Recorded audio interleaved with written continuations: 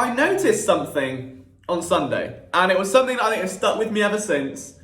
And I don't know what to think about. And the thing is, I think we've hit a point with this team where expectation was so high at the start of the year. Like all through preseason, all through training camp, it was so exponentially high. Everyone's like Super Bowl or bust, it's championship game. Playoffs are almost a guarantee. No matter who you talk to, every playoff ranking, every analyst has got them at least at like 8, 9, 10 wins, right? Anything less than 9 wins seems absurd. It's almost insulting. And it feels like any time that you criticize the team, or whether it's in an analytical way or a take on Twitter or calling someone a bum, not that I do any of the latter two, you get a lot of feedback. And the feedback is, oh my God, guys, it's 2 weeks, just chill out. All right, and they get a bit angry. Now, I want to take a stance and say, look, just because your team is hyped to be a Super Bowl contender doesn't mean they are one out of the gate. Good things take time. Sometimes you've got to marinate, you've got to settle in. They always did under the Andy Reid era. It took them a few weeks. We've even seen it under Doug Peterson. But one thing that cannot be excused, and this has to be critiqued. So buckle up. I'm ready for the comments. Give me all you've got. Is starting fast. All right. And it feels to me that if you emphasize something so much, like this is a daily thing, right? Or like a weekly thing, at least once every press conference, it's starting fast, can't start slow, can't have 3 and outs on offense, can't stay on the field on defense, gotta score first quarter points, gotta score on the first drive. And it's been that way for a year and a half. Mainly because in 2017, the Eagles ranked second in the league in first quarter points, which is brilliant. 6.4. That was up from the 3.5 they scored in 2016, which ranked them 24th in the league.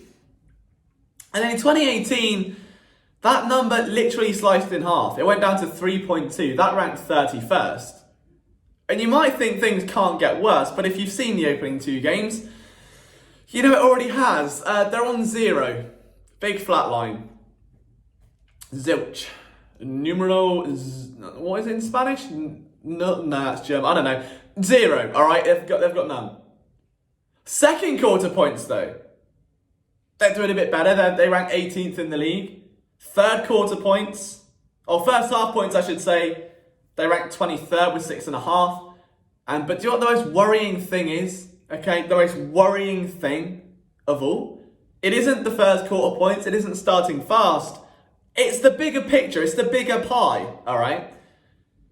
Because in 2016, the Eagles had 51.6% possession in the first half, ranked 9th. 3rd in 2017, 8th in 2018, and 26th through 2 games. 46 points. It's the only time in the Doug Peterson era that the Eagles ranked below the top 10, or outside the top 10 in first half possession. 46.2%. That's worrying.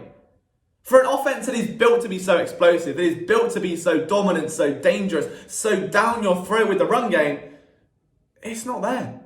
So what is holding it back? And our writer Morgan Burkett, some of you may be familiar with him, it really breaks my heart that he's not on Twitter because I'd love to give him some PDA, but sadly he's just not about that life. He put together a great article with 3 major points. If I could, I'd like to read those out. Not that he's got a choice here, I'm just asking permission because I'm a nice British gentleman. That's what I do. But he said that against Washington, there were 3 incomplete deep throws in the last 2 drives. Otherwise, no attempted passes over 15 yards. And that's not even Atlanta. You can't go, well, there was no Deshaun Jackson, no Alshon Jeffrey. That's Washington. So that's the thing. For a team, you know, you've got Deshaun Jackson, the best deep threat in the league. Zach Ertz over the middle. Alshon Jeffrey, nothing. Nothing at all. 3 completions on first down were to running backs. Against the Falcons, all passes completed on first and second down in the first half were under 10 yards. That doesn't sound good. That doesn't sound pretty at all. And again, you compare this to 2018 where the receiving corps wasn't as great. It wasn't as explosive. You didn't see the backfield demolish other teams the way they do. Another thing that Morgan noted, something that a few savvy viewers will have picked up on. It said a major change from game to game was how Miles Sanders was being deployed. After middling success under center, the team clearly wanted to move Sanders to the shotgun. Right? While it was definitely an improvement, it also took shotgun carries away from Howard. who's had a fair share of solid gains from that formation. In fact, in 2018, he averaged 4.2 yards per carry. And anyone that knows Miles Sanders' game right now is known that he's averaging way under 3. In fact, even Jordan Howard, his 4 carries from under centre have gone for 27 yards, a 6.8 yard average. He was on the field for 18 snaps against Atlanta. There's just so much to even get into. And you can look at this and say, hey, maybe it's play calling. Maybe the injuries did play a role in week 2, but there's a pattern here. And what's worrying to me is that this very much reminds me of, I think, a situation most people will be familiar with, where you're at work, you're in town, you broke up with your ex a few months ago, life's good, you've bought yourself a new jacket, you're feeling yourself, everything's gravy. And then someone walks past wearing a perfume, and you freeze on the spot, and you're like, oh, and then Marvin's Room starts playing in your head, you get a little bit emotional, and you're drunk texter a week later. That's this offense. And I'm not just saying it for the sake of an awful analogy. I really wish I was, okay? But I put together a table in an article the other day. 2016. This is what happened in 2016, okay? The Eagles lead Russia in weeks 1, 2, 3, and 5. They had a bye in week 4. Ryan Matthews, Darren Sproles, Wendell Smallwood, Ryan Matthews. What can we take from that? Well, the backfield had no identity. In week 3, Wendell Smallwood put up what was then a career game against the Steelers, scored his first touchdown, as did Kenyon Barner. Shout out to the throwback. And then the next week, nowhere to be seen. Ryan Matthews, 22 carries in week 1. The leading carrier in week 2 had 12. There was no identity in the backfield. They had no idea. It was a complete roulette wheel. Spin it and see what happens. The leading receiver in those games, okay? Jordan Matthews, Darren Sproles, Jordan Matthews. Notice in a pattern, everything over the middle or in the middle. Nothing outside. And you might think, well, that's fine, but this year we've got Deshaun Jackson and Nelson Aguilar. And that's fine. Do you know what? The Eagles still might be without Alshon Jeffrey this week. They still might be, without Alshon Jeffrey and Deshaun Jackson. The pairing. They might get both back, you never know. But if they don't, which is likely, bearing in mind this is the Eagles injury staff and hardly the cast of ER, there's something to worry about there. Because if you're telling me that last week's offense, where it was Zach Ertz and Nelson Aguilar, the 2 leading receivers, did not show you echoes of 2016, Wentz flashing inconsistency, then flashing greatness in other plays, the running backs couldn't get going, and all attention was going over the middle. The one area of the field, Atlanta is strong on defense. Attack Desmond Trufant, attack Isaiah Oliver. You don't get Deion Jones and Keanu Neal into the play if you can avoid it.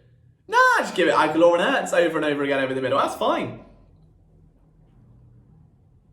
And I know that people are going to listen to this and say, yeah, but I think the Wi-Fi didn't practice, and Matt Collins is like, well, fine, but this week has to be different. And if it's not different, I'm genuinely concerned. And I don't know who it falls on. Now, is this because the Eagles don't play together in preseason and they rest a lot of their starters whereas other teams don't, and therefore cohesion takes a while? You could certainly make the case for that on the offensive line. It looked abysmal last week, absolutely abysmal. Or is it Mike Groh? Is it Doug Peterson? I don't know.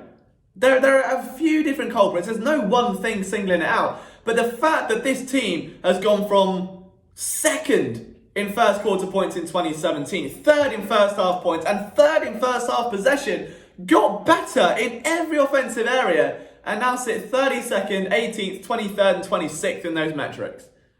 It can't fly. Not against Washington. That's not an elite defense. Not against Atlanta. That's a serviceable defense when healthy. And Detroit, well, if we're going to talk offense and offense not being able to get on the field, Matt Stafford is throwing it deep more than any other starting quarterback in the NFL at the moment. And that is bad news for a secondary that can't save its own skin at the minute. Now, defense is a whole different debate.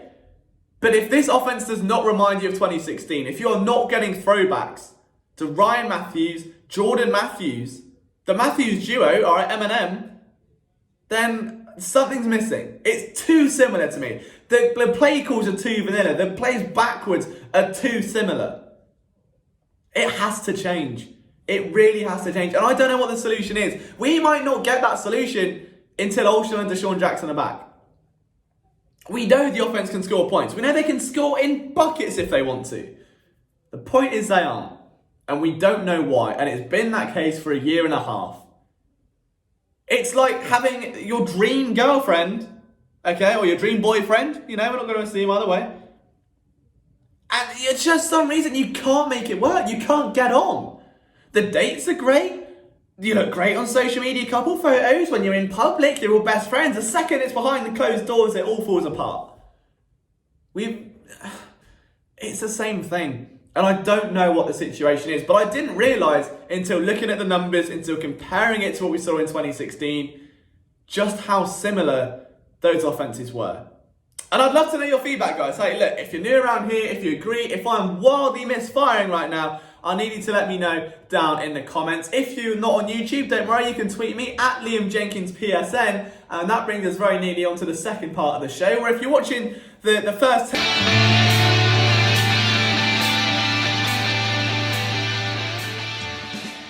10 minutes on YouTube, I will bid you adieu. You can tune in for the rest of the show